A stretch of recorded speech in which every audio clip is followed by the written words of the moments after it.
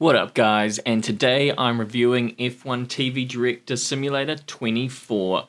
This actually comes from the same studio that brought you the Fast and the Furious Fugitive 2D on the Nokia 2300, so there's been a lot of people really hyped about this game. This is a game that F1 fans have been waiting a long time for. It allows you to play as an F1 TV director, meaning you control the action that people see during a race. Okay, so you've got 4 different game modes. You've got Quick Play, which means you can just jump into a race and direct it from there. Career mode, if you want like a full simulation TV director experience. There's Historic races, where you can go back and redirect old races in the past, and it's got different races like USA 2005, Singapore 2008, and even Belgium 2021. This is really cool. It's got an online mode, so you can actually play with friends if you have any. First, I thought I'd just start with a quick race so I can give you guys an overview of what the gameplay's like. Okay, so we've jumped into our first race and it looks like it's in Australia. The lights have gone out, and so we're just going to hold this camera view for a bit, see if there's any incidents into turn 1. Everything's looking pretty good so far. And unfortunately no incidents into turn 1, so we'll just keep rolling. And it looks like Sainz is going to overtake Max Verstappen, so let me just work on this here, and let's cut to Max Verstappen walking in the gate. I think this is what F1 fans really want to see. There he is signing something for a fan, and that shows just how important he is and how important it was that Carlos Sainz has overtaken him. Oh, there we can see Max has got an engine issue, so I'm just going to quickly cut to his pit wall. I think that shows just how serious the matter is. I'm not going to show Max going slowly on track. I'm actually going to cut to him in the pit lane, and that was quite a big explosion there. I wonder what's happened. Oh yeah, there was a big explosion. I'll make sure to save that replay and probably cut back to it 7 or 8 times throughout this race. Okay, we're just going to go to Lewis Hamilton. I think he's got a radio message here. Engine failure. Oh, okay. Oh, I'm actually going to stop you there, Lewis, because Max is leaving his garage. He is leaving his garage. He's going to leave the race, and this is the reason why here. I'm just going to show you another replay of that. And we know Max is so important because we did see him signing something for a fan earlier today.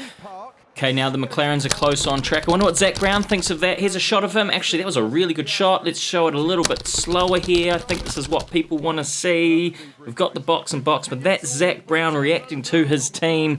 Wow, what a shot. Okay, we're on the final lap of the race, and wow, it looks like George Russell's had a big crash. I actually do want to go back to Max Verstappen, though. This is what happened to him earlier in the race, and that's really important. Actually, we're showing a replay. Sorry, I didn't mean for this. There's a replay here of, there we go, Max Verstappen leaving his garage after his car broke down. And I think that's really what F1 fans want to see there. Such a disappointing day for him, especially considering just how good it started out. Okay, so that was my first race on F1 TV Director Simulator. And as you can see at the end here, it actually gives you some generated fan feedback. You can see some messages there. One there reads, "Who was the race director?" Okay, so obviously someone's becoming a bit of a fan of mine. Here's the other one.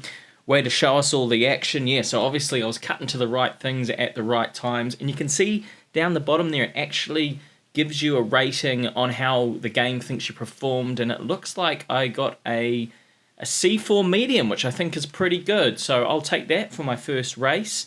And oh my god, actually as I'm making this review, there is breaking news. EA has actually now purchased this franchise, and it looks like they're going to be adding some kind of loot box mechanic. And so I'm actually going to do a quick pack opening here for you, and let's see what we get. This is pretty exciting stuff. I didn't plan to do this. And okay, cool. It looks like we've got a crowd shot. So I imagine when I'm playing online, I can use that as part of my TV direction, so I can cut to the crowd as many times as I like. So that, I think, is going to be a really powerful card. So once I find some friends to play with online, I'll be sure to test that one out and let you guys know how it goes. So if you do want to do an online race with me, make sure you subscribe, because I am needing some friends. Otherwise, let me know in the comments if you're going to play this game, what you think of it, initial thoughts. And I'll be back next time with my full review of F1 TV Director Simulator.